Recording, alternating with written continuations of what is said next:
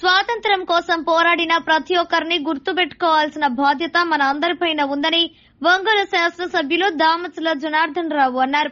ఒంగోలులోని అంబేద్కర్ భవనం నందు జరిగిన 92వ జాతీయ భారత వైమానిక దళ వేడుకలలో ఆయన ముఖ్య అతిథిగా పాల్గొన్నారు. ఈ సందర్భంగా జరిగిన కార్యక్రమానికి మాజీ సైనిక ఉద్యోగుల సంఘం అధ్యక్షులు ఆళ్లపాటి వెంకటేశ్వర్లు అధ్యక్షత వహించారు. అనంతరం జరిగిన కార్యక్రమంలో ఎమ్మెల్యే దామచర్ల మాట్లాడుతూ దేశం ప్రశాంత వాతావరణంలో ఉందని అంటే దానికి కారణం రక్షణ సిబ్బంది అని కొనియాడారు. సైనికుల ఉద్యోగుల సంక్షేమం కోసం తన వంతు పూర్తి సహాయ సహకారాలు ఎల్లవేళలా అందిస్తానని ఈ సందర్భంగా తెలియజేశారు. జిల్లాలో సైనిక భవనం ఏర్పాటు కోసం చర్యలు తీసుకుంటామని అన్నారు.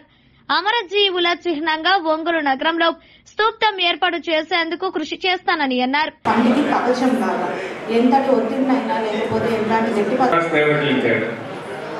Basically, first CSD.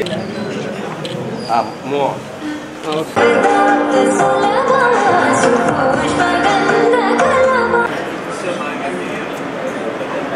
Chief minister Sharath Babu garu వీరి ముగ్గురిని వచ్చి మొక్క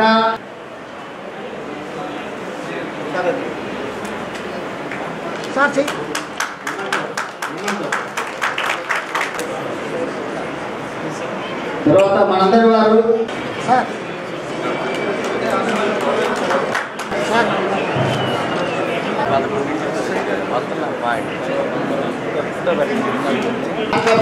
ప్రతినిధులు కూడా స్టేజ్ రావాల్సిందిగా కోరుతున్నాం.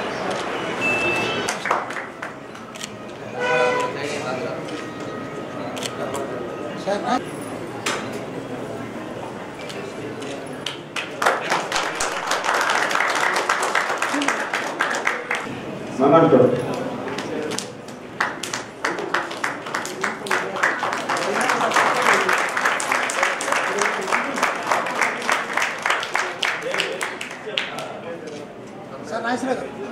తొమ్మిది యుద్ధాలు చేసి 9 యుద్ధాలను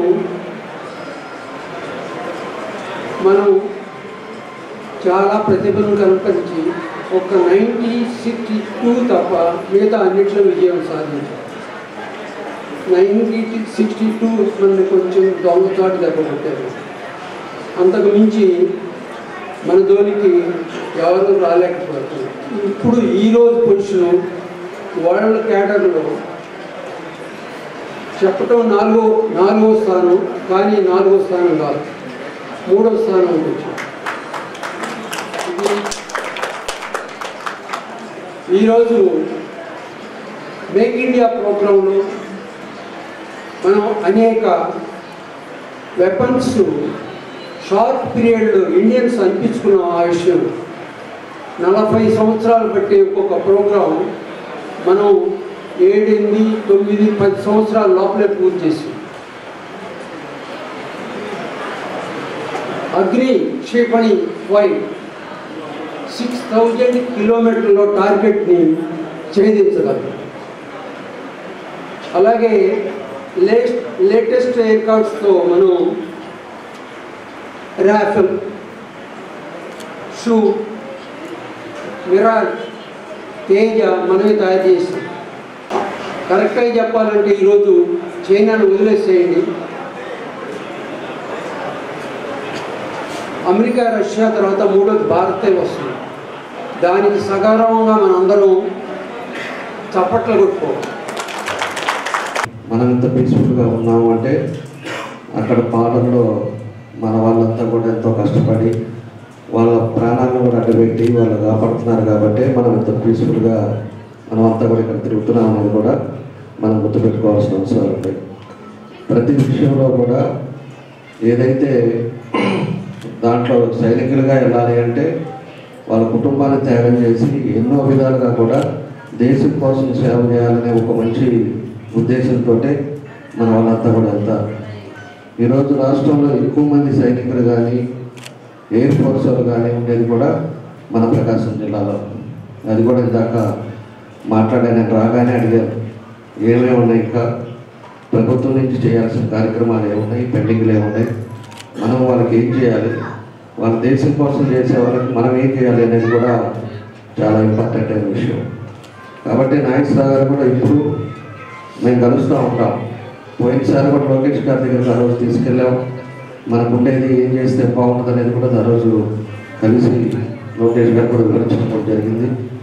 కాబట్టి మనకుండే సమస్యలు మేజర్గా అవుట్ సైడ్స్ ఏదో పెండింగ్ ఉన్నాయని చెప్పేసి కూడా నా దృష్టికి వచ్చింది. మన 2022లో అలాట్ చేస్తే దాన్ని ఏదో పెండింగ్ పెట్టారంటే అదేదో కేసు అయిందని చెప్పేసి కూడా చెప్పారు. దాన్ని తప్పకుండా కూడా పరిశీలన చేస్తాం. ఈరోజు వచ్చిన మన ప్రభుత్వంలో మనకి ఏం కావాలనేది మనం చేసుకోవాల్సిన అవసరాలు ఉంటాయి.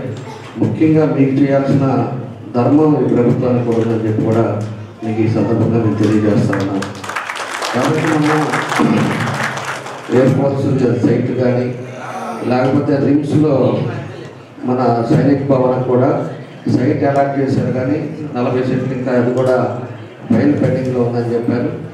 ఎందుకంటే మన సైనిక్ భవన్లోనే మన ప్రోగ్రామ్స్ కూడా మనం చేసుకునే విధంగా దాన్ని కూడా పరిశీలన చేస్తారు. నాకు మన ప్రభుత్వం వచ్చి 3 ఏళ్ళు తప్పకుండా దాన్ని కూడా పరిశీలన చేద్దాం, దాన్ని కూడా మనకు అయ్యేటట్టుగా చేస్తామని చెప్పేసి కూడా మీకు తెలియజేస్తా ఉన్నా.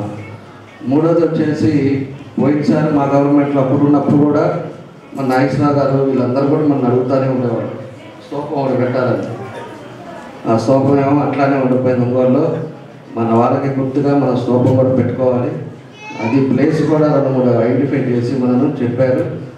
దాన్ని కూడా తొందరలోనే స్తూపం కూడా ఒక మంచి సెంటర్లో ప్రతి ఒక్కరు కూడా ప్రతి మనిషికి పోయేవాళ్ళు మన వాళ్ళ గుర్తొచ్చే విధంగా వాళ్ళు మన కోసం ఏం చేశారనేది కూడా ప్రజలు కూడా తెలుసుకునే విధంగా ఆ సెంటర్లో పెట్టించే బాధ్యత కూడా తీసుకుంటామని చెప్పి కూడా మీకు కాబట్టి ఎన్నో కార్యక్రమాలు ఎన్నో కూడా మన వాళ్ళంతా కూడా కలిసిగా ఈరోజు ప్రభుత్వంలో కూడా వాళ్ళ మిలిటరీ క్యాంటీన్ కానీ దానికి కూడా నేను 2-3 సార్లు వచ్చాను. అక్కడ కూడా మన రిటైర్డ్ అయిన వాళ్ళందరితో కూడా కలిశాను. కాబట్టి రిటైర్డ్ వాళ్ళకి కానీ ఎవరికైనా కూడా పెద్దవాళ్ళు అయిపోయారు. నాగేశ్వరరావు గారు కానీ కంట్రోల్ అందరూ కూడా పెద్దవాళ్ళు అయిపోయారు. కానీ మాకు సంబంధించిన వరకు మీరు ఎప్పుడు ఏం చెప్పినా కూడా మేము చేయటానికి నేను మీకు సిద్ధంగా ఉంటాం. మీరు చేసే సేవలు మనవలేనివి. ఈరోజు పీస్ఫుల్ అట్మాస్ఫియర్ మన దేశంలో ఉందంటే బార్డర్లో మన వాళ్ళంతా చేసేదాన్ని బట్టే. కాబట్టి ఇవన్నీ కూడా గుర్తుపెట్టుకుంటాం అని చెప్పి కూడా మరోసారి మీ అందరూ కూడా తెలియజేస్తూ మీ అందరికీ మనస్ఫూర్తిగా అభినందనలు తెలియజేస్తూ సెలవు తీసుకుంటున్నాం.